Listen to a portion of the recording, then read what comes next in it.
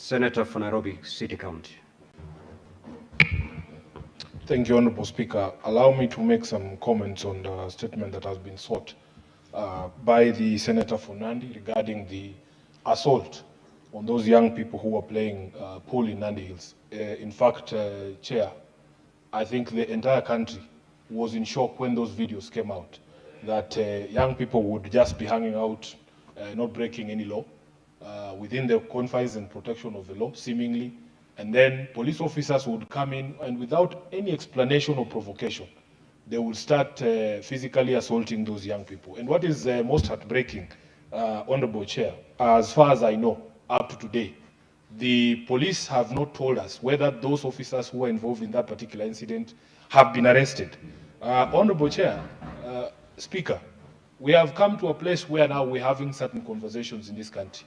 And we must remind ourselves of the sort of society that we wanted to build. When we pass this constitution guarantees certain things for all of us. We expected that we would be a country governed by rule of law, that we would have freedom, democracy, and equality and social justice here, as stated in the preamble of our constitution. Honorable Speaker, this House, following the Gen Z uprising, passed a certain motion as well, calling on the National Police Service to even review their operating procedures. Up to today, Honorable Speaker, nothing has been done to be able to address the concerns that Kenyans have with the way the police conduct themselves.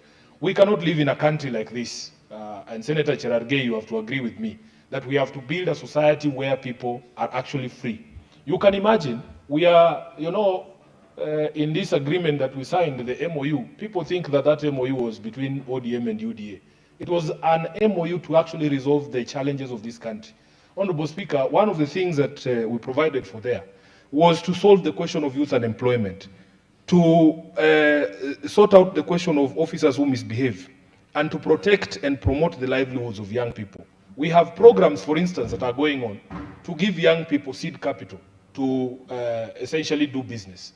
Now, some of the business these young people do is actually opening those pool places. So you have a situation where the government will give you money to start a business. But because all these things are not being done within a framework of democracy and freedom, the police can have the audacity to come to that business and do what they did in Nandi Hills. This is what we must cure, Honorable Speaker. Kenya has a software problem.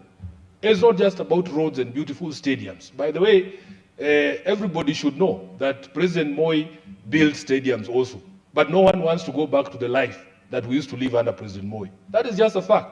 Because of the software, we have to go back to a country that is ruled by law, a democratic state, where people are free to be able to live their lives and to better themselves. I thank you, Honorable Speaker.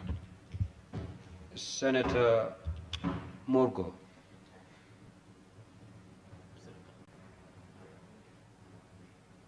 Senator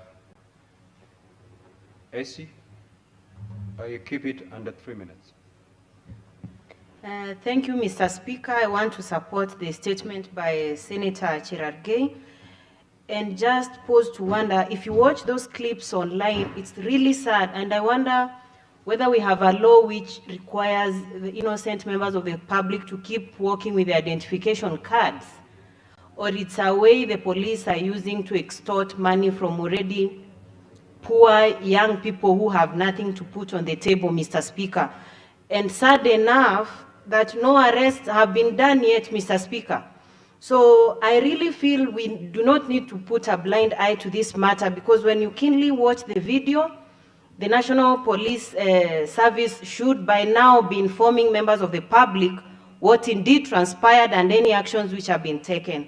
And finally, Mr. Speaker, to support the statement by the Tharaka Nithi Senator, it's not just on grade 10 learners. Just the other day on Monday, I was taking a student who is a young girl with disability, admitting her to a technical training institute in Keroka, Kisii. And I can tell you, whatever I realized, these people still undergo several challenges. Why would a person living with disability have to pay total school fees upon admission and pay total school fees for the examinations? I thought it needs to be easier for them than the other students who can actually do that without any troubles. So apart from the grade 10 learners, I think the ministry needs to give special consideration to students who want to learn but are orphans and able differently, so that they do not have to undergo the hassle that I witnessed just the other day when I was admitting that student. And I'm imagining, now I was doing that as a member of parliament, imagine any other ordinary parent who is seeking to admit their students, Mr. Speaker. So let the committee get down to the real issues, and the ministry comes to recommend on how best